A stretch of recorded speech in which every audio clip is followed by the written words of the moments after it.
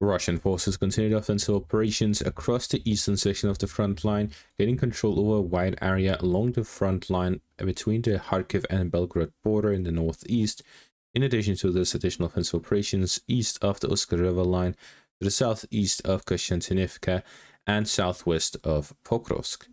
The fighting continues within the city of Pokrovsk and in the vicinity of Minrat as Russians continue operations to gain full control over Pokrovsk, which will happen within the next few days as it currently stands. The Russians are mainly clearing the last buildings of Ukrainian forces and clearing the encirclements within the city.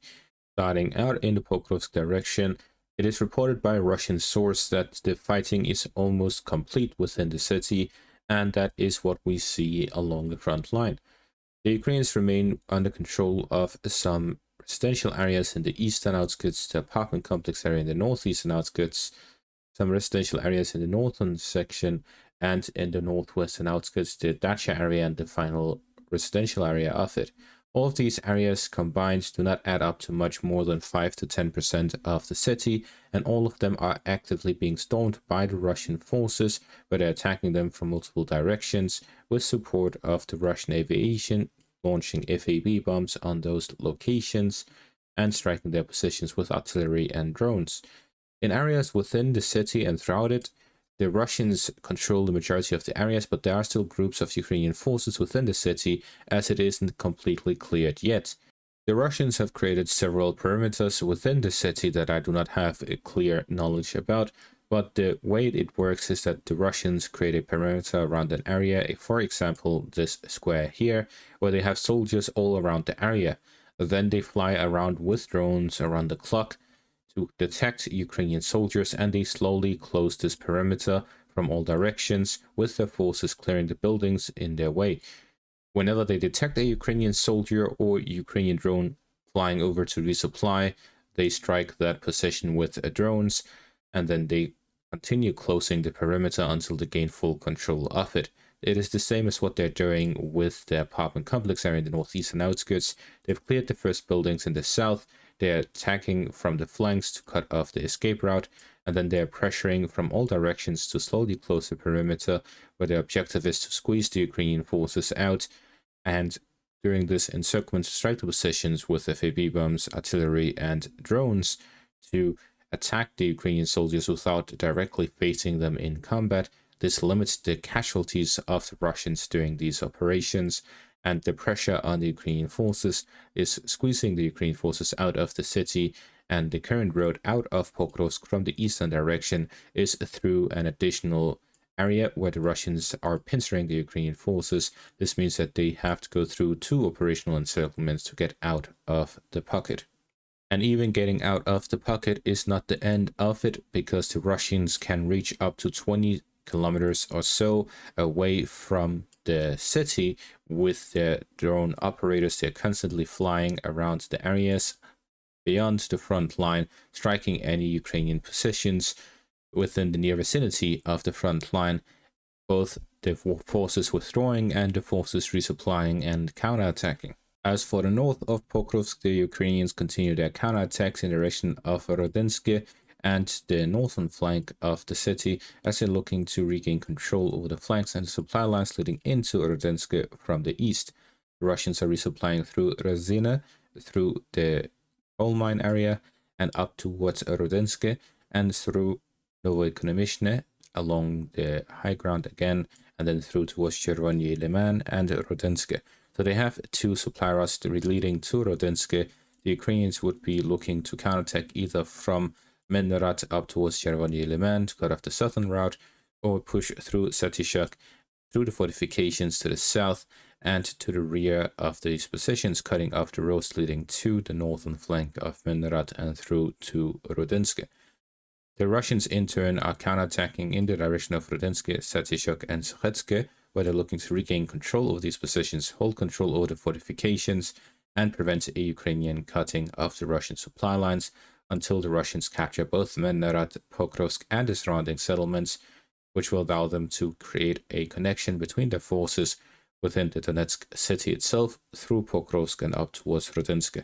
To the southwest of Pokrovsk, the Russians continue offensive operations north of Dashnik, gaining control over additional forest lines and forest patches. As they have operationally encircled the Ukrainian forces in the area, they are looking to squeeze the Ukrainians out of the pocket and up towards Novopavlivka, as they continue offensive operations on the flanks as well towards the southern outskirts of Novopavlivka and on the eastern flank to put pressure on the Ukrainian forces from every direction. Moving further north along the eastern section of the front line, the Russians continue offensive operations to the south of Kostyantynivka, gaining control of an additional defensive line here in the eastern flank of Ivanopilia, while expanding the zone of control along the farm areas in the eastern flank of the town. The Russians are closing in on cutting off the supply line leading from Kostyantynivka up towards Ivanopilia,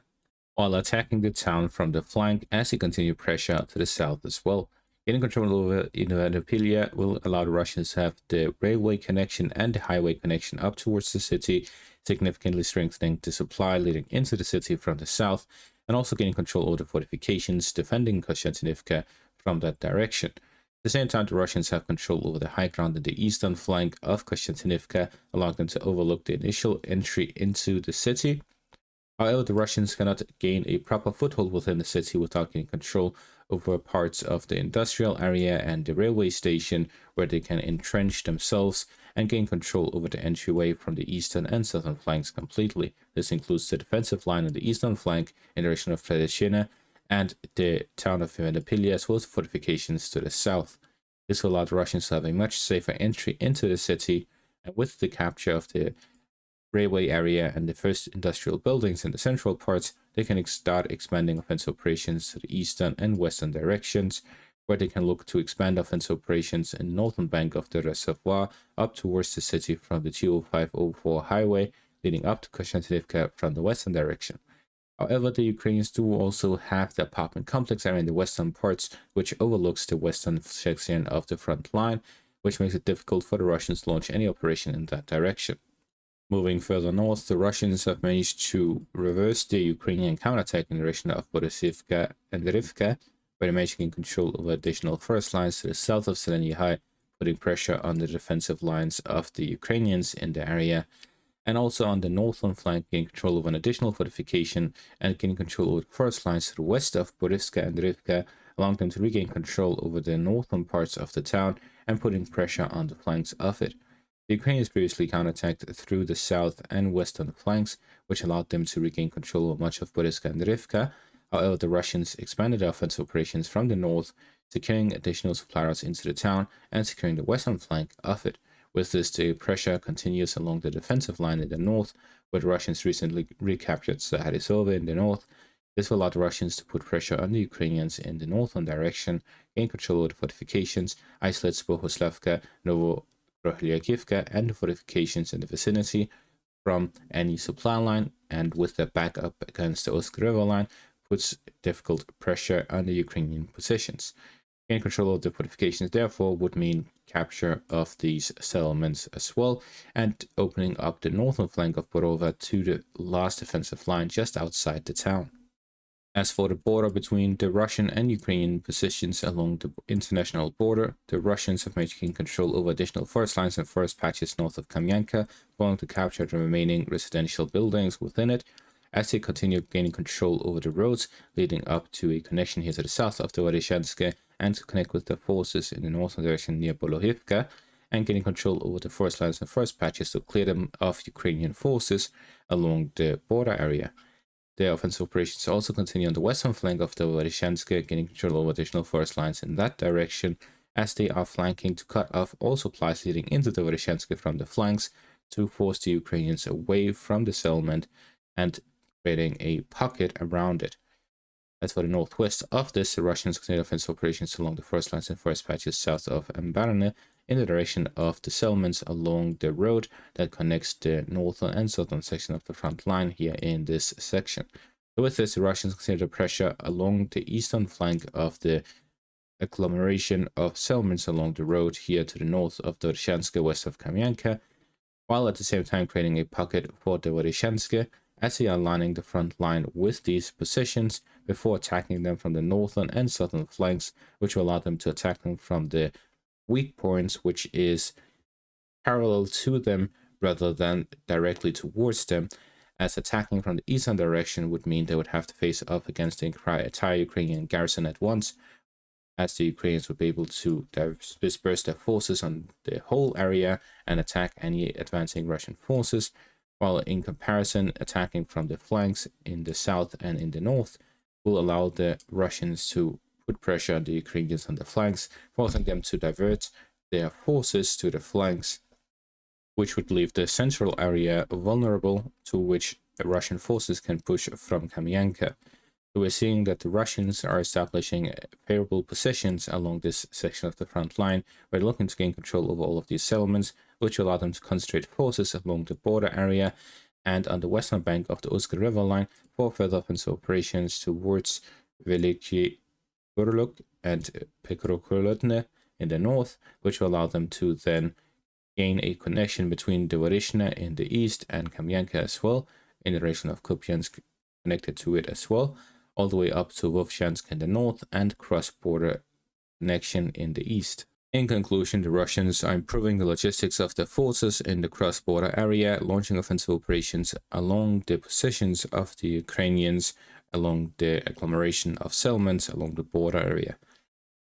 That is going to be all for this update. Thank you for watching. Make sure to leave a like, subscribe, check out my Patreon and YouTube membership for additional content. Thank you for watching and have a great day.